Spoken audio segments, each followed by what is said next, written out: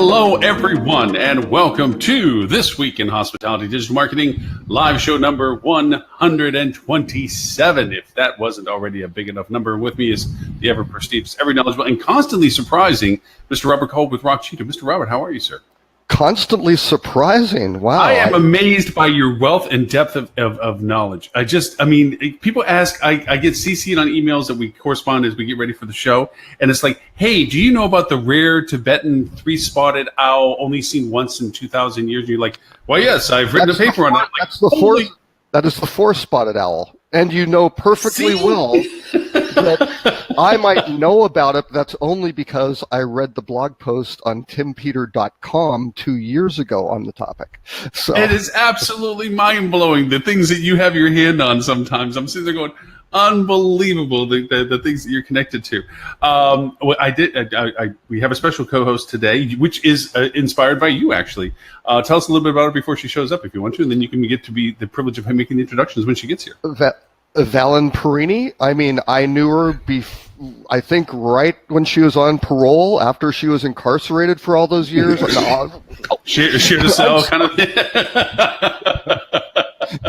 No, I ran across Valyn.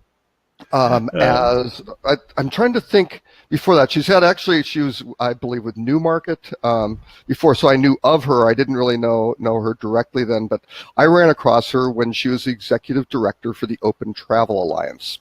And so I'm trying to think when she came into that role. It was probably 2000. I'm trying to think. 2001, something like that. I think Jim Young was the original executive director, and then Valyn took over, and she really did a tremendous job of getting those standards together. So we've been friends for a long time. Very intelligent, deep background. Yes. She's with Nor1, and looking forward to her coming on. She's probably running through the gauntlet of webinar jam. What the hell do I have to do? Well, it wouldn't be a show without technical issues, right? I mean, our show is basically it's the test bed of doing this. She went through we did a test run at 10 o'clock this morning just to make sure that we went through and made sure the plugin was in and all that stuff. So, you have right? You have updated the process here. That's unbelievable, Lauren. And I am a little hurt. Look. I'm no longer going to be backdrop shamed. Look, I even have my prestigious awards somehow tucked into the edge of the frame. I have pictures of people that may know me, or maybe just pictures of people. I'm not saying either way. And when the screen was a little larger, I made it a purpose. I found a bag of all of the name badges you get at all the conferences and so forth, and I always kept it at a point to keep them all. My God, man, we've gone to a lot of places. Yes, I have. I used to do that. I've discarded it. I have a note from Valyn that says she's on a screen that tells her to do something. Tell me, sit tight. Host will initiate event soon. Not sure what to do next. We're on, and Facebook is on. So, you know what? She's using the wrong link, I think, maybe she needs Mr. Tim. I hope she's using the presenter link. The first one, Val, if you're listening to us for any reason, it is the link that I sent you last night, to go over and be the presenter. Mr. Tim Peter from Tim Peter and Associates. I don't know if you can hear me. I can hear you. Yeah. Why don't you chat nicely with Tim? Chat with Tim, and I will take care of Valyn here. Well, Tim can't hear me, so he's probably in the best position of all to talk to us today. And I think we have Mr. Rob Torres hanging around with us somewhere on the Facebook link as well, which would be nice if Mr. Rob would like to pop in with us. I know Darlene's trying to join in. I sent her Ed's link, which he said he was not able to make it today. And is that any better, Mr. Tim? Can you hear me? I can hear you perfectly. For some reason, outstanding. I hate wearing these headphones when I'm on a camera because I look like the Lobot from The Empire Strikes Back. It's funny how things pop in your head, but you don't say them, but then somebody else does. Do the gesture. Do the gesture.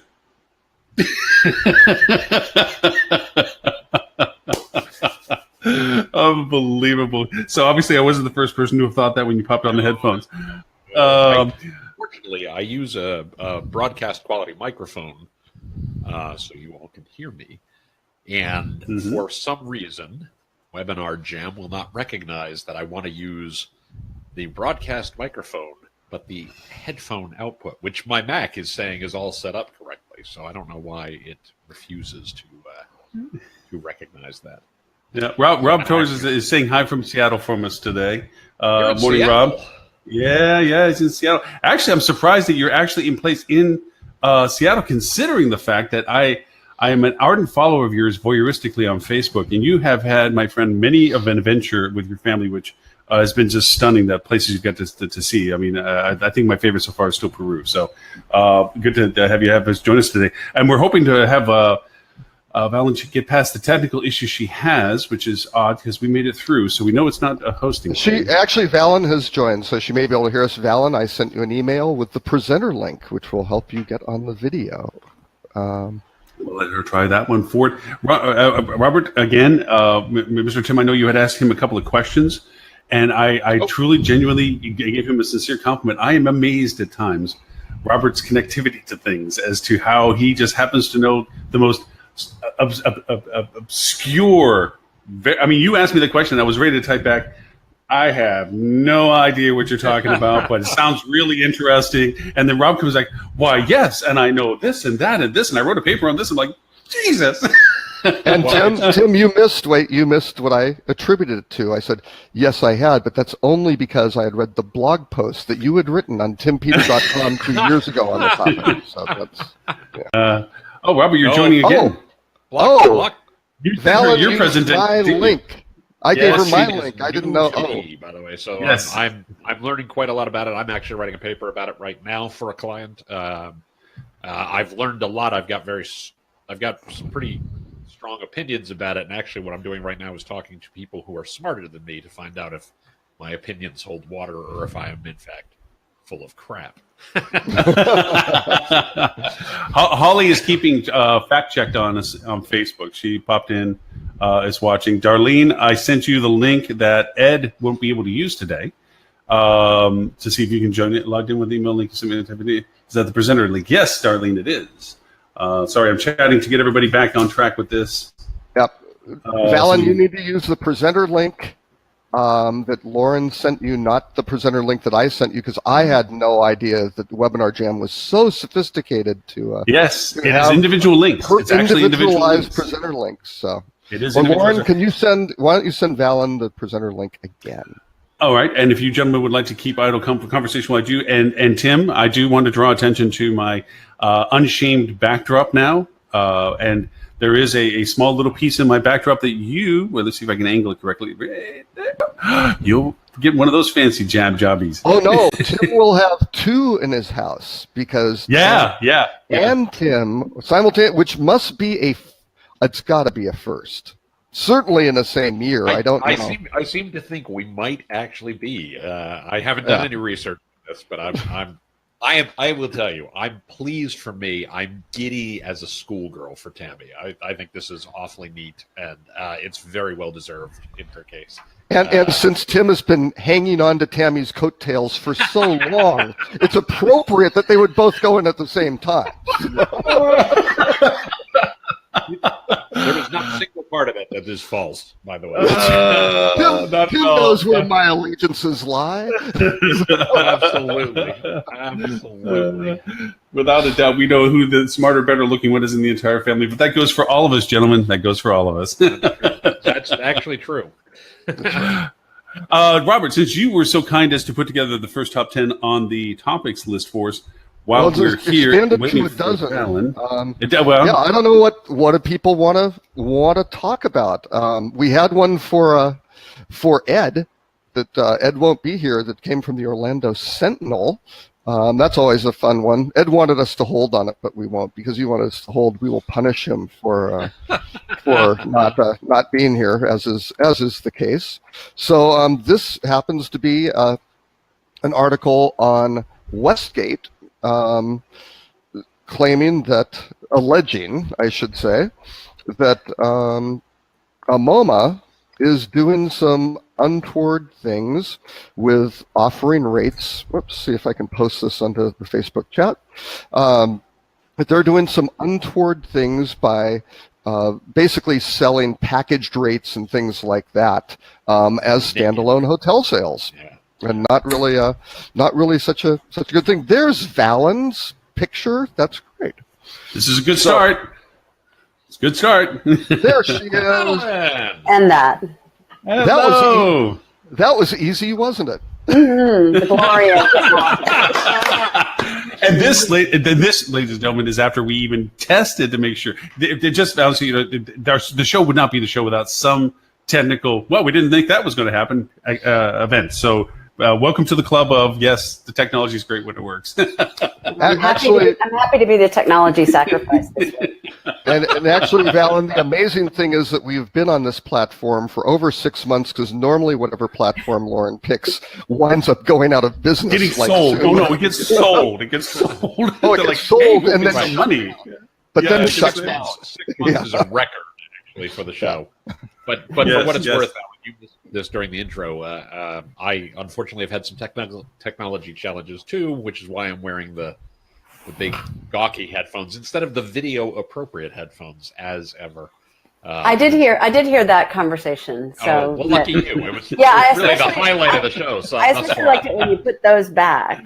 That is so excellent. I just won't stay in place if I do that. I would do that all the time. I feel like a cross between the Lobot and Princess Leia when I do this.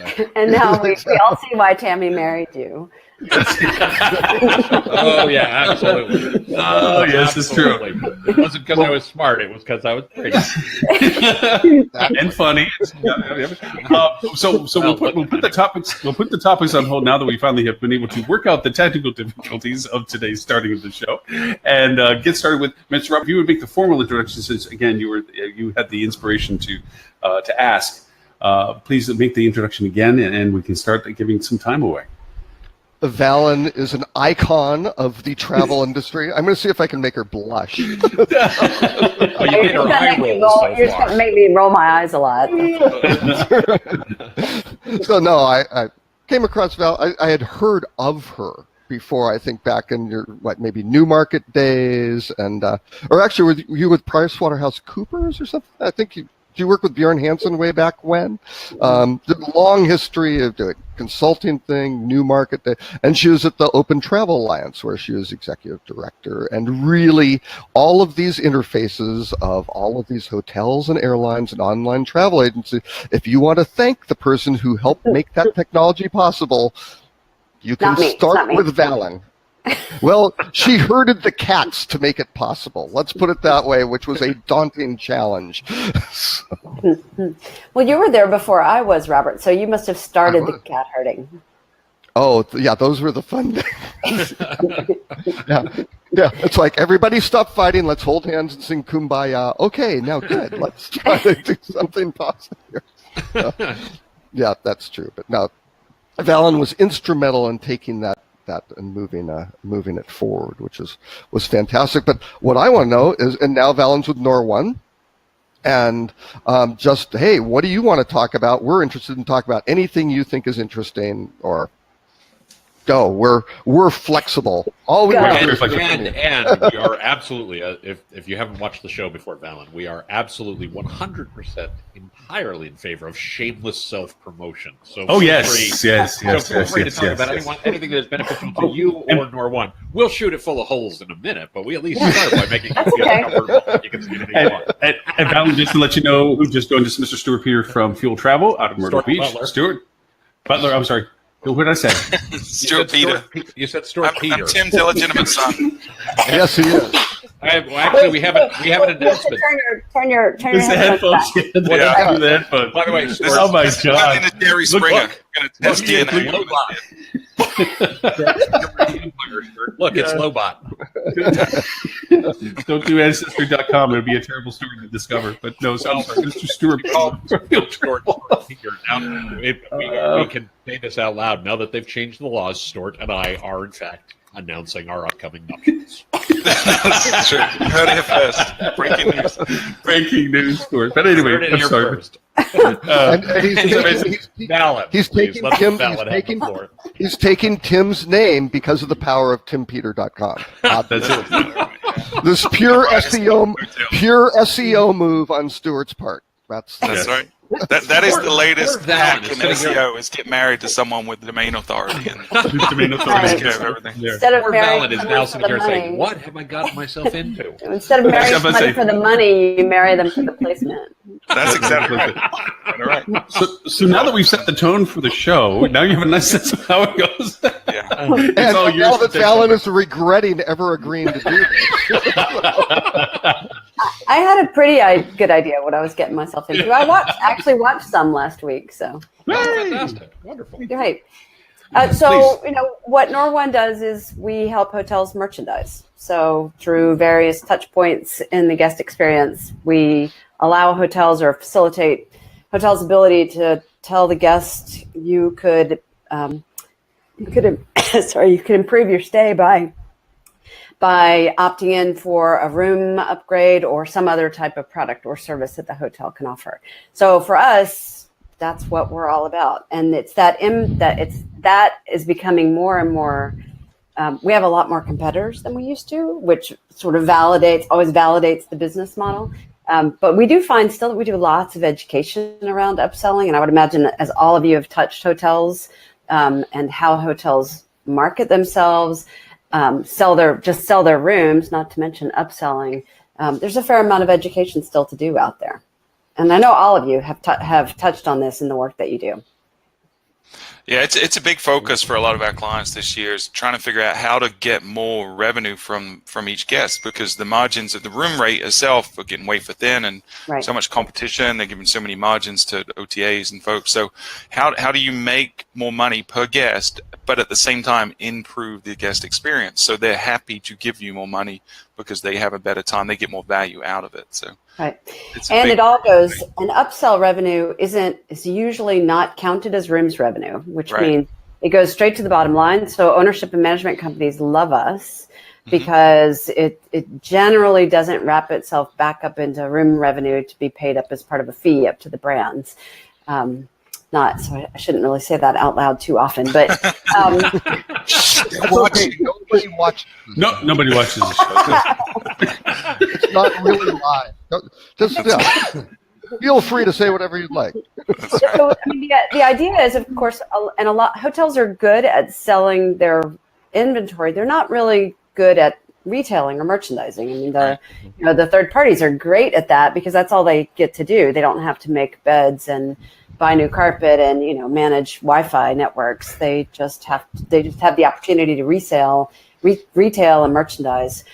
So hotels just don't have that expertise, and that's what our play is. We go property to property to do that. So a lot of the work that we do is helping hotels understand what they do in fact have to sell, what is in fact valuable to the guest, and in some cases it's as mundane as parking. Pre-selling parking. If you have a limited amount of parking and that your parking is going to be, you're going to be high occupancy, there's not going to be high demand for your parking. So pre-sell it and sell it at a better rate than you would get on site, as an example. Hotels just don't think about stuff like that, but we do. And so do a lot of the startups in this space. So with our clients, we try to educate them on the fact that the rules of engagement change. At the minute that they've got a reservation and they're essentially a guest in waiting, that the amount of communication and the types of communication can fundamentally shift from that pre-booking phase, right? You can hit them more frequently through multiple channels, right? Things like SMS becomes a more viable communication method, push notifications, things like that. So I'd be interested in understanding what the methodology is that you guys employ to get the hotels to communicate better with the guests between booking and the check-in. So this is where we cross over a lot into digital. So understanding the digital channels that are already in use by a hotel. So when do you already send an email out? How do you communicate with your guests now? At what point in the between immediate post-booking to check-in, or even while they're on property? So our platform can be the notification can be sent out to the guest at any point. It's basically a link. So an offer page is generated based on whatever the hotel has decided they want to present to the guests, and that link can be put into an SMS message. It can be put into an email. It's a link. It can be stuck wherever a link gets stuck, and it's up to the hotels when and where they want to do that. And so what we do is we go in and honestly, we've had to climb the curve a little bit and better understanding digital marketing and also asking the right questions of hotels to say, how do you market yourself and in what digital channels and at what point, so that we can behave consultatively to them to help them merchandise. And as hotels, as digitization, as emails have proliferated and other types of digital communication to guests have proliferated, we've had to do a little bit of catch up to make sure that we understand the channels, the communication channels that are available and how hotels use them. Sometimes we're constrained by brand requirements. Some brands won't allow hotels to communicate with guests directly, but we can often work with a hotel to find an opportunity somewhere. Yeah, what we found is that the franchises tell them they're not allowed to, but there's not really ramifications for doing so. So it's kind of a beg forgiveness kind of approach. And right, that's right. What they don't know won't get you in trouble. That's basically. Right, exactly. Yeah. Yeah, it's with the big, and we work with all the global brands. So we work with the corporate digital teams because in many cases, like for Hilton and Accor and Wyndham and IHG as an example, our options appear on the confirmation webpage. They appear on the confirmation email, on the pre-stay email. But a lot of properties do want to send out additional communications. And again, some of the brands are harder to work with for properties than others on that. But we can facilitate. We can send out emails ourselves. We have an email tool, template tool, an email send tool. So we can communicate on the hotel's behalf if that's what the hotel wants. Gotcha. What do you feel are the biggest add-ons that are purchased? Is it room upgrades, or are there specific things that you see are more popular than others? So the highest margin is definitely room upgrades. So it can be room type upgrades as configured in the inventory control system. So from a standard king, an S1K to a deluxe king, a D1K, and whatever that supplement is. Right. And we'll dynamically price on that supplement. So that's where the highest margin is for the hotels. But by far and away, the most sold non-room inventory item is early check-in, late check-out. Yeah. I mean, everywhere, every region, every brand.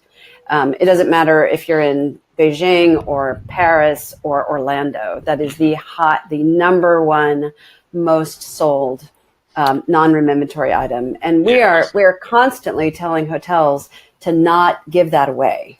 Yeah. Because and a lot of the brands they wrap early check-in or late check-out into an entitlement in their loyalty program. And we are consistently telling the brands they need to stop that because they can leave make money on the table. Yeah. Absolutely. Well, there are a number of startups who are basically doing that, having partial length stay and then trying to tie them into early arrival, late checkout. And you're like, why would you get some third party involved to go do that stuff when you can do it yourself? Just makes absolutely no sense. Right. And the splitting those, I was at Focusrite, but I also saw, Robert, that email that you sent out to all of us, which is what it's Splitify or Splitty, the startup that actually does that.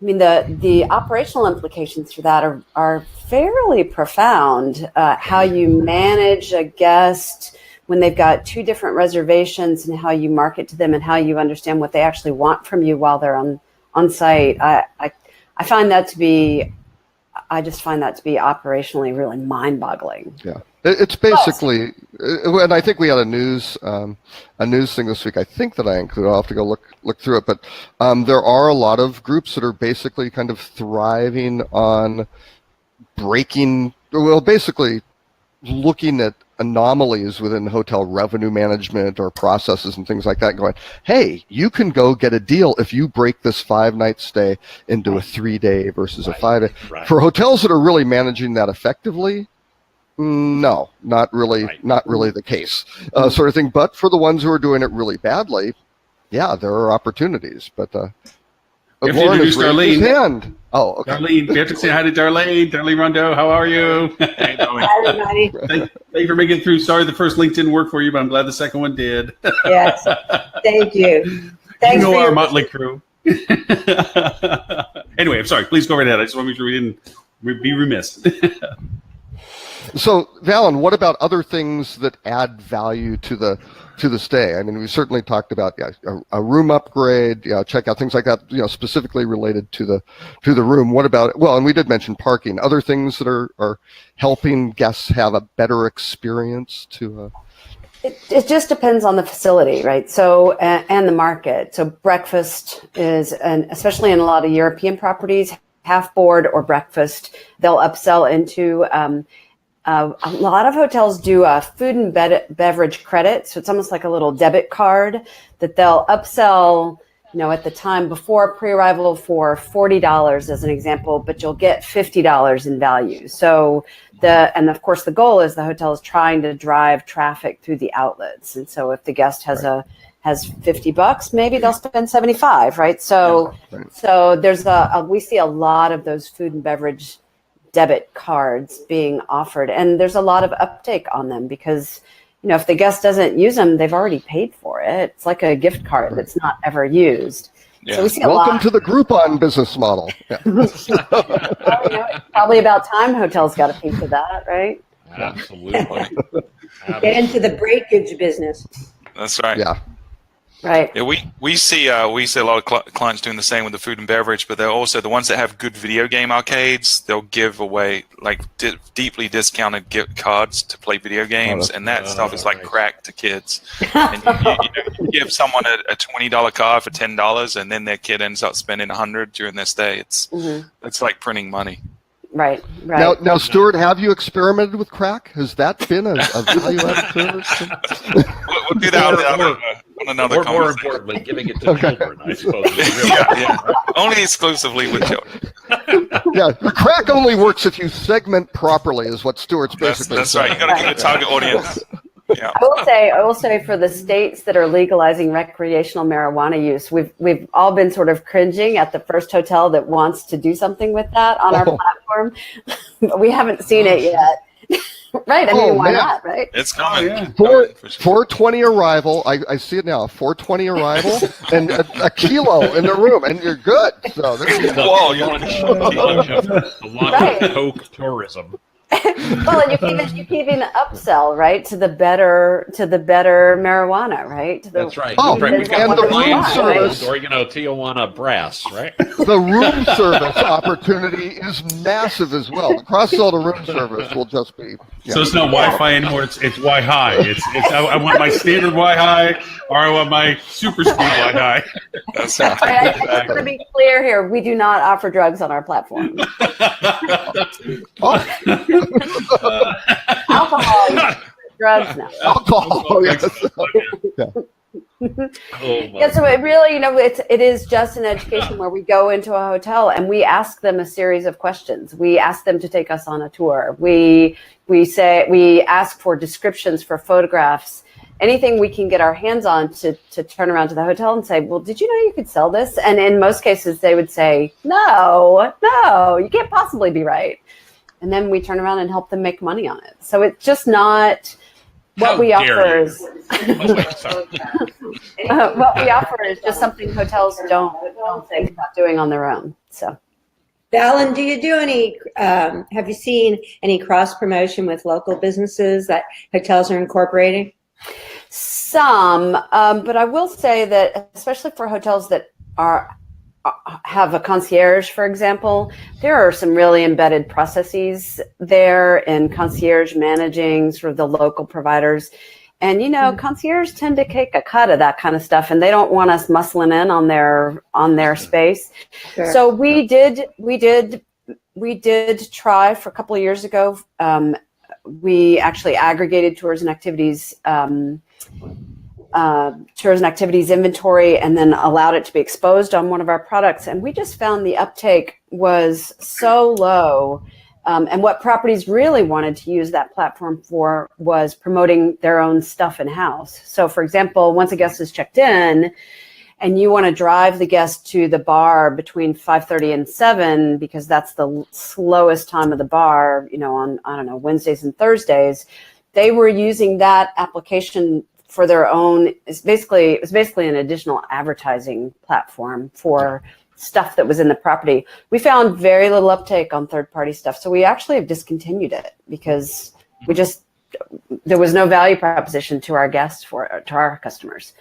Gotcha. So, but the platform is still in use for that kind of stuff, and also the casinos love it. So that platform, that particular product of ours, is in place at casino properties, and the number one thing that they use it for is the buffet. They give them a discount at the buffet to try and push them into the buffet during slow times. So instead of 4,000 people being in the buffet between 6 a.m. and 7:30, they get them in there after 8:30 when there's nobody there. Excellent. Yeah. Yeah. I would think for some show inventory and things like that, instead of dumping it out on some of the some of the distribution outlets on the strip or something like that. Yep. And I think resorts for golf, or maybe not for spa, I don't know, but I'd certainly think for more generally available, teach them for golf and things like that. They can do that if they have if they aren't already doing some sort of golf package or something like that. Mm-hmm. In Europe, a lot of our properties, so we have Kempinski's and Roccofortes in our portfolio, and a lot of them have spas that they own on site. And so it's easier, of course, just like with the restaurants, right? If you lease out the restaurants, it's harder to cross promote them. But if you own those facilities, it's much easier. And so we see a lot of spa uptake in those properties that control their own spa, or at least have a really good working relationship with that if it's leased. Yeah. That's not, that's never a given. You've all been there, right? Where you've got leased out vendors in the property. Sometimes it's a great relationship. Sometimes it's not so great. That's right. That's right. Sometimes it starts great, and then there's a management change, and then it's right. So I was going to ask you. Go ahead, please. Go ahead, Valyn. Well, I was going to ask you, in your work with your customers, how do you talk to them about merchandising, or how do they talk to you about it? What do you hear? So, all of the above. I mean, one of the things. So, I want full disclosure. I did some work on a white paper with Nor1 probably 4 or 5 years ago. Before my time. Yeah, I was going to say it's a few years before you joined, or a couple years before you joined. But one of the things that I thought was so fascinating, and that we learned, and that we do with clients right now, is that there's this expectation that it has to be premium. Right. And a lot of the things that you can upsell don't have to be premium. Right. If you're an economy property, if you're a mid-scale property, or if, I have a couple of properties who are upper mid, but they're for the market kind of lower end. Right. I want to be really clear about that. They're not mid-scale, but the market is a fairly upscale market. So they're more mainstream properties. And a lot of their upsells are exactly what you said before, of as simple as, upgrade to parking, upgrade to, the junior suite, which really is just a slightly larger room with a desk, right? I mean, it's amazing how they're able to do that. And so a lot of it is about how do you get people to feel like they're getting a good deal on it? Where I think Nor1 does a really good job, and what is hard to do without technology today, is pricing it appropriately. So I think that, when we talk about merchandising, a lot of it is do it after the first sale. Don't do it right at the point of sale. Don't do it, pre-sale. Get the booking first. And then once you get the booking, now there's your opportunity in your pre-stay communications, in your pre-arrival communication, et cetera, letting them know, here's some things you can do. And for X dollars more, which doesn't have to be a lot of money, $18 more, you get this thing, especially if it's distressed inventory. Right. So it's taking advantage of that, and then pricing it correctly, and testing to see what works. Right. Well, you brought up a really good topic: language and text, and how you describe. So we have generally the hotels that can utilize our products are hotels that actually have something to upsell, which tends to rule out sort of economy, just because they tend to be boxes with a single room type. But, so we have lots of mid-scale properties up to luxury, and the higher end, those types of brands, Fairmonts and some of the others, they have a real aversion to anything that smacks of discount. And so the way we talk to them is, so don't say it's a discount. I mean, you don't have to, you have to use the word. Right. We find the word custom in English anyway, the word custom has so much power because it doesn't reference a value. it references your experience. So you're creating something that's just for you. And it doesn't say it's cheap just for you or premium just for you. It's just for you, whatever. And then individuals will apply their own value system to it. Yeah, people don't buy. Oh, sorry. Go ahead, Valyn. Go right ahead. All I was going to say was people don't buy price. They buy value, right? Mm-hmm. The one economy case that I can point to where I saw some success, and this is from a couple of years ago, so this may have changed, but they were an economy property who literally just changed the views they offered people, right? So they would put people in the crappy views to start, and then pre-arrival they would upsell for literally like $4, $5 more. You can go to